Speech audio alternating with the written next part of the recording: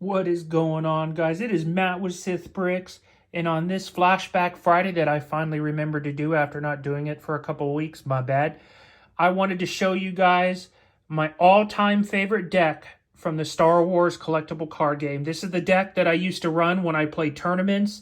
If I didn't win, I was in the top 2 or 3, 4 easily.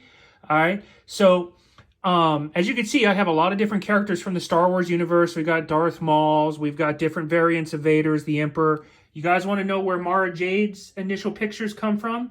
Well, there it is, Shannon Bosca. I know I've shown the card before, but again, that's how we originally knew about Mara Jade.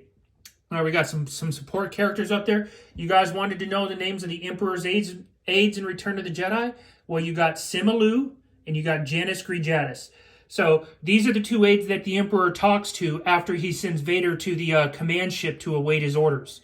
They have a neat mechanic in the game anywhere else. So you see there's lightsabers there, Dark Jedi lightsabers, Mara's, Vader's, Maul's. Now, we don't have Sidious's lightsabers in this game because the game itself was canceled when they finished Episode 1. So we never got Attack of the Clones or Revenge of the Sith cards for this game, which is why we don't have a Darth Sidious lightsaber, and I actually have to use these generic ones up here for that. So this deck's primary objective, so in the Star Wars card game, you would have these cards, these purple cards that were called objective cards.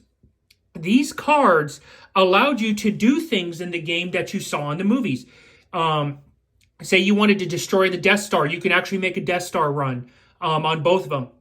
Say you wanted to destroy the power generators on Hoth, you can do that. Well, this one is called Bring Him Before Me. So the whole goal of this deck is, like you guessed it, is to have Vader capture Luke and then bring him before the Emperor.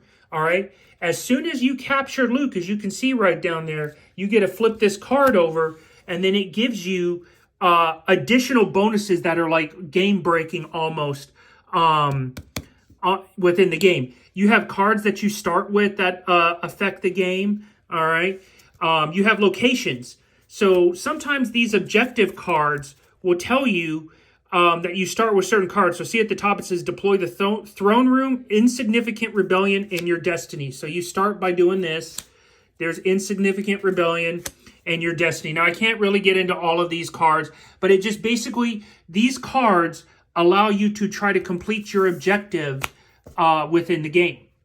All right. So this deck was pretty much, if, say I was going to play against a player who did not have Luke Skywalker, say they had aliens and bounty hunters, then this is what you call a control deck. So I could use these two guys because these guys up here affect deck manipulation. And then one nice mechanic for all the lightsabers is they can add force drain. So it's like, you know, how you can force somebody to lose their life by creating force drains. And all the lightsabers have the ability to cause force drain ability. So you would be able to manipulate your deck to get the cards you need with these guys, and then use the lightsabers to drain them out. All right. So it was so much fun to play. You know, imagine, you know, you're playing somebody and they've got Mara Jade with her saber. You can have both versions of the Emperor and Darth Sidious on the table because, again, at the time the game stopped after Episode 1, Darth Sidious had not been revealed to be the Emperor. So you could actually have Darth Sidious in one location and Emperor Palpatine in another location because they had not yet, like, you know, combined, so to speak. You know, you've got the different variants of Vader, all right? So, like, this Vader is the very basic one that works well with Governor Tarkin. All right, this Darth Vader actually can choke people out. He has a built-in ability to choke people out where you see that their loss of destiny is greater than ability. And then this one is the Vader that you want when you're trying to capture Luke for, because this is the one that works best with that mechanic. All right, so you have ability. So ability 6 is a Dark Jedi. You see Sidious, ability 7 is a Dark Jedi Master. The only Jedi Masters that are in the game is, on the dark side is Sidious and Palpatine. And then on the light side, you've got all the Jedi from the Jedi Temple and Coruscant. And then Yoda. You also have a Yoda version from Empire Strikes Back, and then the Yoda version from Episode 1. So, and then you over here to Lord Maul. And then this right here, the most powerful and the most valuable card in the game. All right, so Darth Maul, Young Apprentice. This card was specifically built to cut down Jedi, because you got to remember there's only like 4 or 5 Sith in the entire game. You're actually looking at all the Sith Lords in the game right now. This is it, or all the people who are strong enough to take down a Jedi. Now, in this game, you've got Luke, you've got Leia, you've got all the Jedi from Coruscant, Mace Windu's there, everything, Qui-Gon Jinn, Obi-Wan, the whole 9 yards. So this guy just mows down Jedi, especially if you drop his dual-bladed lightsaber on there, because twice per battle he can target a character. So that means every battle he can kill 2 Jedi. All right. So absolutely game-breaking. There's actually an alternate art version of this one. So in episode 1, they did AIs where they'd have alternate arts. The actual alternate art of this one that is foiled, because they had foils, and if it's graded, can be worth almost up to $10,000 depending on the grade. All right. So absolutely game-breaking card, not only in value, but in how the game is played.